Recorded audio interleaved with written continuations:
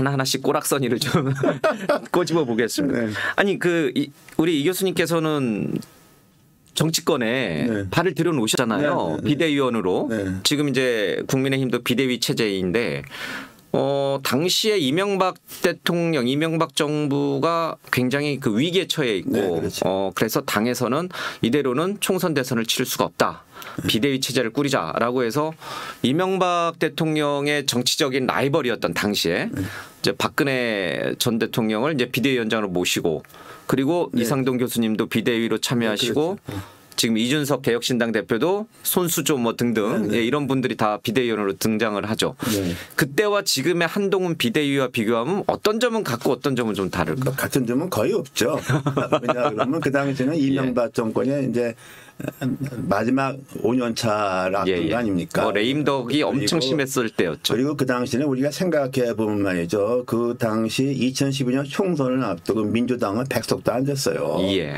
하지만은 내가 그때 보기에는 그 민주당의 80몇 명인 의원들의 수준이 지금 뭐 180명보다 훨씬 좋습니다. 당시 민주당 의원들 수준이. 그렇죠. 왜냐 그러면은 그렇게 2008년 그 총선 때 그 한나라당 바람이 불 때 거기서 살아남은 사람들이잖아요. 나름 실력 있는 사람들이군요. 그럼요. 그러니까 그 80몇 명의 야당 의원한테 뭐 180명이 되는 그 한나라당이 그냥 꺾어진 겁니다. 예. 그랬고 또 하나는 이제 박근혜 당신이 이제 뭐 의원이고 이제 그 당시 전 대표라고 불렀죠. 이명박 정권과의 좀 거리를 뒀죠. 예. 그 어떤 라이벌이었고 또 유명한 사건이 있죠. 그 세종시 문제에서는 박근혜 당시 의원이 이제 자기 계파 의원들하고 브레이크를 걸어서 그게 무산됐지 않습니까요?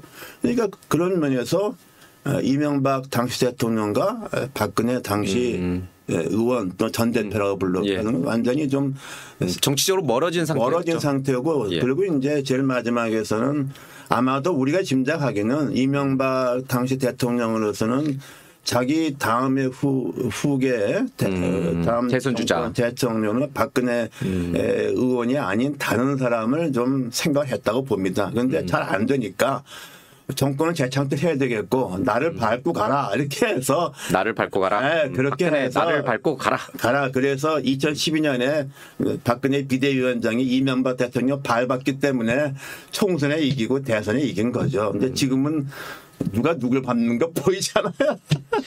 윤석열 대통령이 한동훈 비대위원장에게 나를 밟고 총선을 이겨라. 나를 밟고 다음 대선까지 가라. 전혀 안 보이잖아요 지금. 그럴 수는 없죠. 왜냐하면 지금 당시에는 이명박 대통령 임기가 얼마 안 남았지만 지금은 뭐 3년인데 그만뒀고요. 1년 후에 아니잖아요. 절대 밟을 수가 없군요. 그러니까 또 전혀 다르고 또 하나는 이제 박근혜 전 대통령은 그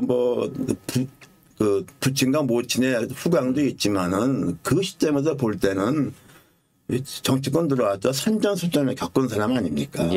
그 경선에서 억울하게 떨어졌다가 보는 거고 뭐 그 선거도 그 탄핵 그 역풍을 뚫고 그야말로 120몇 석을 한 그 저력이 있었고 근데 뭐 지금 한동훈 비대위원장은 그 정치 초짜 아닙니까? 그 초짜니까 하는 게 맨날 그 뭐 커피를 들고 다니냐, 뭐 또나스를 틀었느냐 말이냐 이런 거나 모모 커피 서민 논란이 좀 있죠. 그게 뭐 도대체 그게 한심한 거 아닙니까? 그러니까 박근혜 당시 비대위원장을 비교할 수가 없는 거죠. 정치적인 그 이력이랄까 역량 이런 거에서 나는 그 전혀 닮은 게 없다고 봐요. 당시에 박근혜 비대위원장은 이명박 대통령의 눈치를 보지 않고 보수 여건을 뭔가 좀 새롭게 재탄생시켜야겠다는 이제 거기에 일조하셨고 비대위원으로. 그래서 개혁이라든지 여러 가지 이제 정치적인 어떤 변화를 갖고 왔는데 그러면 지금의 한동훈 비대위원장은 윤석열 대통령, 윤석열 정부와 어떤 차별화를 하면서 그런 새로운 모습으로 보수의 희망을 줄 수 있는 것인가? 그럼 저는 뭐 보수의 희망 같은 거는 볼 수가 없고 그게 겨우인데 내세우는 게 뭐냐 그러면은 그래도 우리가 민주당보다 하면 낫지 않느냐 그것이 뭐 나을 게 뭐 있습니까? 그래도 민주당보다는 낫다. 그것 때문에 그냥 버티는 거죠. 이것도 하나는 그 당시 이제 박근혜 우리가 좀 반성해 볼 점이 있어요. 그래서 그 지난번에 그 한동훈 비대위원장 임명하니까 박근혜 비대위원장 뭐 시절 얘기를 하는데 그럼 박근혜 비대위가 성공했느냐? 일단 총선은 이겼고 그 연장선에서 대선도 이겼죠. 이겼어요. 예. 그러나 그 후를 보죠. 탄핵으로 이어졌죠. 그리고 이른바 그 박근혜 비대위가 탄생하게 된 결정적인 계기는 뭐였냐 그러면 유승민 당시 최고위원이 사표를 내버린 것이죠. 그렇죠. 그래서 지도부가 와야 됐죠. 그래서 홍준표 체제가 무너진 거죠. 예. 그러니까 박근혜 비대위를 그 들어오게 한 유승민 의원 그다음에 그 당시 이제 박근혜 비대위에 참여했던 김종인 박사나 저 예. 탄핵 정국에서 어떻게 했어요? 탄핵 쪽에 섰잖아요, 모두. 예. 그러니까 박근혜 비대위가 성공했다고 말할 수 있겠어요? 그 총선만 잠시 반짝. 그게 뭐냐 그러면은 박근혜 전 대통령이 말하자면은 그 당시 총선에서 보여줬던 그런 그 뭐 방향이랄까 정치적 철학 예, 예, 그런 것들이 그것을 대선 넘어서 자기 정권으로 이끌어 갔으면은 탄핵당하는 꼴이 없었죠. 그 비대위 정신이 박근혜 정부에서도 계속 이어졌으면 그렇죠. 탄핵까지는 안 갔다. 근데 뭐 김기춘 그 뭡니까 과거에 유신의 어두운 잔재인 김기춘 씨 갖다가 뭐 비서실장이면 이미 끝난 거죠. 이렇게 해서 난 그렇게 봐요. 결과적으로는 국민이 박근혜 기망했기 때문에 유권자를 기망했기 때문에 탄핵당했다. 그러면 지금 한동훈 비대위는 어떤 결과를 가져올까요? 그 전철을 밟을까요? 아니면 그와는 다르게? 왜냐하면 실패 사례를 봤으니까 박근혜 비대위 실패 사례를 봤으니까. 지금은 실패 성공은 따질 그게 아니고 저기서는 이제 한동훈 비대위원장이 내선 게 뭐냐 그러면 운동권 정권 그렇죠. 운동권 586 청산. 청산이잖아요. 그게 사실은 좀 그 정당의 선거 앞두고서 내놓을 만한 슬로건이 됩니까? 좀 그렇잖아. 그 뭔가 더 긍정적이고 발전적인 건 내야 될 거 아니야. 국가의 비전을 제시하는 그렇죠. 공약을 내세워야 그러니까 되는데. 이제 국민 통합, 정치 쇄신이 어쩌고저쩌게 되는데 그거 말을 할 수 있어요? 그거 어떻게 말을 합니까? 국민 통합하기 또 다 웃잖아. 왜냐 그러면 박근혜 대통령도 국민 통합, 대통합하겠다 그렇게 됐고 또 민주당도 그런 말 못해요. 문재인 대통령이 뭐라고 해요? 자기 국민 대통합을 했죠. 대통합은 무슨 얼어죽을 완전히 두 정권이 다 완전히 기망한 거 아닙니까? 그러니까 통합이니 말할 수가 없어요.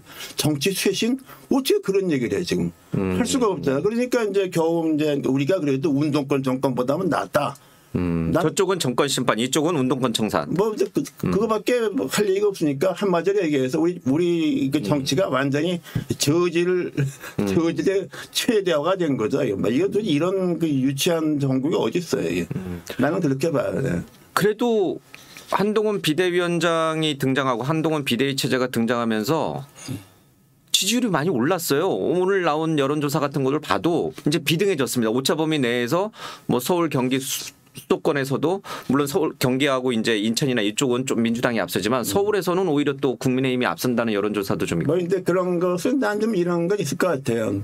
누군가 새로운 사람이 등장하면 좀 기대가 높습니다. 그 안철수 팔 안 보면 생각하면 될 거예요. 안철수. 뭐 그런 것이 있었고 또 하나는 지금까지 지금 저 국민의힘 보면은 뭐 김기현 대표님 맨 영남 사람이었었잖아요, 저희가. 예. 근데 이제 한동훈 그 위원장은 수도권 사람이고 지역색은 없죠. 네, 그분이. 그리고 이제 뭐 학교도 뭐 이렇게 이력이니 뭐 젊은 사람들한테 후배이실 거 아닙니까? 뭐 다 후배니까 나한테 뭐 이 의미가 없고 뭐 선배님이라고 잘 안 모시는 모양이에요. 나 후배니까 뭐 얘기할 건 없고. 근데 이제 그런 기대가 있기 때문에 무슨 한동훈 위원장의 어떤 정책이랄까 국가 방안 그게 아니라 그냥 막연하게 좀 좋아 보인다. 뭐 이런 것 참신하다. 때문에 새롭다. 젊은 층이 좀 맨날 그 불참하던 여론조사가 뭐고 정치 관심은 젊은 층이 조금 지지를 한 게 아닌가 싶고 또 하나는 결국에는 어느 쪽이 덜 나쁘냐는 게 그거 아닙니까? 솔직히 얘기해서. 민주당이 더 나쁘냐 이쪽이 더 나쁘냐 그 싸움이다. 그거를 중간 계층이나 또는 젊은 층 부동층이 보고 있는 거죠. 뭐. 근데 이 한동훈 법무장관, 한동훈 검사를 정치권으로 끌어들인 거는 보수층이었잖아요. 지금 이대로는 안 된다. 총선에서 민주당이 압승할 수도 있다. 위기감이 컸고 그러면 주변의 인물들을 찾아보니까 한동훈만한 사람이 없다더라. 참신하고 그동안 보아왔던 여러 가지 검사로서의 생활 속에서 대중적 인기도 갖고 있고 나름 정치적으로도 비대위원장 하고 나서 잘한다라는 평이 보수층에서는 많은 것 같던데요. 글쎄 뭐 우리나라 보수층이라는 사람들이 뭐 그 저기 단계 뭐냐면 무조건 민주당은 안 된다는 그거잖아요. 민주당이 그냥 무조건 믿다. 그러니까 그거는 뭐 보수층 얘기는 들을 것도 없고 어차피 그 뭡니까 천하대장군 장성을 내놔도 보수층은 거길 찍어요. 그러니까 그건 신경 쓸 필요가 없어요. 그나마 좀 이제 우리가 좀 걱정하는 것은 그래도 좀 객관적으로 나라의 장래를 생각하는 비전인을 좀 제시하는 사람들이랄까 또 이제 그때 어느 쪽에서 몰입되지 않고 선거 때마다 좀 이렇게 왔다 갔다 스윙 보터들이죠. 이런 사람들이 볼 때 참 굉장히 난감하게 됐죠. 한쪽도 저 모양 이쪽도 뭐 별 볼 일 없고 뭐 이런 게 우리나라 현재 상황 같아요. 한동훈 비대위원장의 그 정치적 내공은 몇 단쯤으로 보세요? 아이고 정치적 내공이 생길 리가 없잖아요. 지금 검사 법무장관 당신인데 무슨 정치적 내공이? 검사로서는 검사로서는 한 칼잡이로서는 한 10단 정도 됐다라고 평가를 하는데 정치인으로서는 몇 단? 집권 나면 기소한 거 다 무죄가 나왔는데 무슨 10단이야? 그 미국 같으면 사표 내야지. 그 무죄 판결 수두룩해 나온 판결 만든 기소는 그 검사는 그만둬야 돼. 정치적으로도 아직 내공의 단수, 이 공력을 따질 정도는 아니다. 그걸 기대할 수가 없잖아요. 지금 그러니까 문제는 뭐냐 그러면은 오죽 사람이 없으면 하는 얘기 아닙니까? 오죽하면은 쪽에 사람이 박근혜 없으면. 대통령을 기소하고 말이야 그 무수한 전 정권 사람들을 직권남용에 무죄해서 무죄 판결이 수두룩하게 나오게 한 윤석열 검찰총장을 옷 벗겨놓고 대통령 후보를 만들었으니까 그건 뭐냐 그러면은 사람이 없었다는 거 아닙니까? 지금도 마찬가지예요. 근데 나는 그러면 왜 국민의힘에 사람이 없느냐? 나한테 물으면 나 이렇게 답합니다. 근데 국민의힘의 이른바 과거에 말하자면 정당을 이끌어서 보면 대부분 그래도 다 경력이랄까 뭐 학력이니 뭐니 이런 사람들이 많았잖아요. 지금 우리나라 정치판에서는 그런 사람들이 정치 들어가서 할 생각이 안 나요. 그리고 모든 것이 참 이게 좀 뭐랄까 수준이 저하됐다 그러나 같이 놀기가 좀 그렇잖아요. 그리고 또 하나는 지금 웬만한 사람들이 뭐 청년 정치 하는데 그래서 좀 다들 공부도 하고 자기 직장도 커려 있는 사람들이 그거 합니까? 그거? 자기 일이 더 다 있지. 그러니까 그 국민의힘 쪽에서 좀 정치를 하면 좋겠다는 사람들은 다들 안 한다고. 그거 말고도 더 좋은 일이 많다고. 무슨 말이 좀 이해가 될지 모르겠어요. 그런데 민주당은 굳이 정치판으로 갈 필요가 없다. 갈 필요 없죠. 좋은 인재들이. 그리고 또 그냥 국회의원이 거저 되면 누가 간다 그럴 거예요. 그 공천 같은 건 뭐 투명하지도 않고 뭘 하는지 알 수도 없잖아요. 그러니까 뭐 그런데 구태여 이렇게 좋은 사람들이 갈 이유가 없어요. 그래서 인재가 부족하다. 인재가 맨날 과거 나왔다 떨어졌다가 뭐 10년씩 놓은 사람들이 다시 지금 나오겠다는 거 아닙니까? 그 재활용 정도가 아니라 뭐 재활용을 거듭하는 거지. 어떤 언론은 이제 물레방아 공천이다 뭐 이렇게 그러니까 물레방아 돌고 돌아 다시. 물레방아 돌기만 하면 물에 썩지 않는데 이건 다 썩은 물들이 다 좋은 거지 뭐. 나는 그 원인 중에 하나가 국민의힘 이른바 보수정당으로 가야 할 인재들이 정치를 할 만한 메리트 없다는 거죠. 지금 한동훈 비대위원장이 뭐 국회의원 봉급을 뭐 국민 중위를 한다 그러면 연봉 한 5천만 원 준다 그러면 그 누가 그걸 합니까? 국민의힘 사람들 같으면 할 만한 사람 같으면은 그러니까 거기 뭐 웬만한 가면 연봉이 다 1억이 넘잖아요. 그 젊은 사람들도. 예. 예. 5천만 원 받고 그것도 그냥 된다 그러면 또 몰라. 그 공천이니 경선이니 그 투명하지도 않잖아요. 누가 하는지 알 수 없고 그런 좋은 인재들이 갈 수 언페어한 없군요. 경쟁에 누가 거길 할 일 있는 사람들이 안 가지 않습니까? 예. 할 일이 없는 사람들만 가는 거지 그냥. 난 그래서 그런 것 때문에 지금 우리나라 보수 정치가 안고 있는 문제, 기본적인 문제는 난 거기에 있다고 봐요. 좋은 인재들이 갈 수 있는 환경이 정치적 환경이 전혀 아니다. 메리트 없다. 메리트가 장점이 없죠. 예. 그런 맥락에서 보면은 그런 좋은 인재들이 가지 않으니까 다시 옛날에 올드한 사람들이 다시 등장하고 다시 네. 뭐랄까 검사 출신들이 다시 등장하고 이러는 건가요? 그러니까 지금 저도 그때 2012년에 총선을 치러 보니까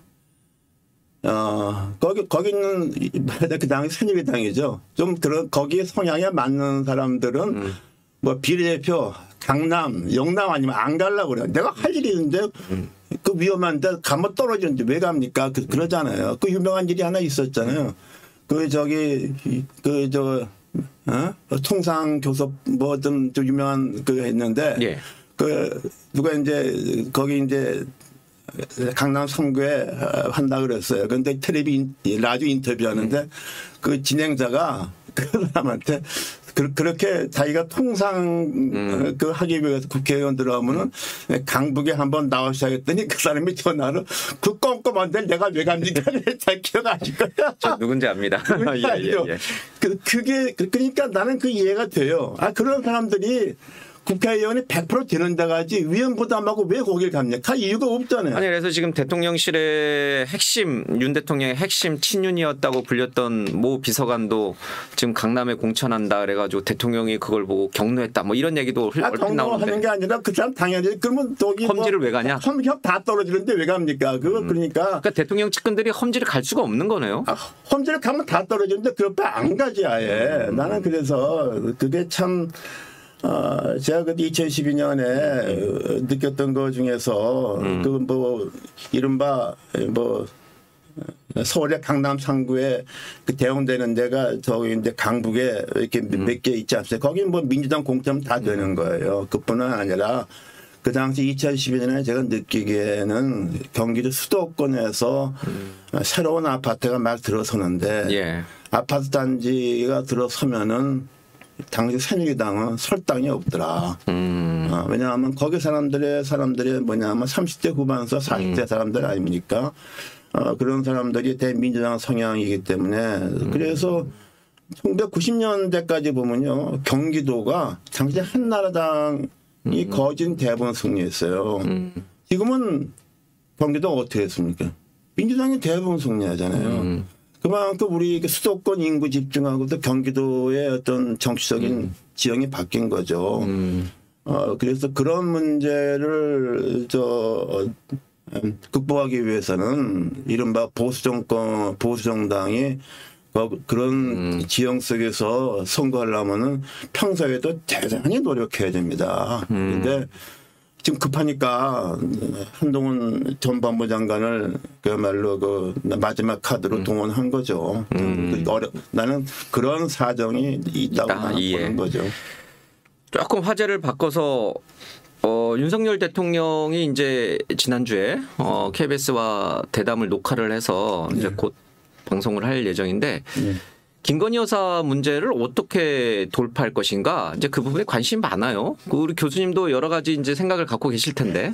이거 돌파할 거나 뭐가 있습니까? 그 자체가 창피한 거지. 어떻게 보세요? 그냥 이거는 몰카 범죄라고 선을 긋는 게 맞는 것인가? 그게 무슨 이거저거 따질 거 없이 그런 일이 생겼다는 것 자체가 얼마나 부끄러운 겁니까? 창피하고 그런 거지. 그리고 또 그걸 또 특검하자 그러고 뭐 검사를 100명씩 파견해 특검한다는 게 그게 말이 됩니까? 그게 나는 도대체 그리고 그 문제는 나 윤석열 대통령이 어떻게 얘기했는지 모르겠는데 뭐 더 이상 이제 할 것도 없고 그리고 이미 국민들이 다 알아버렸어요.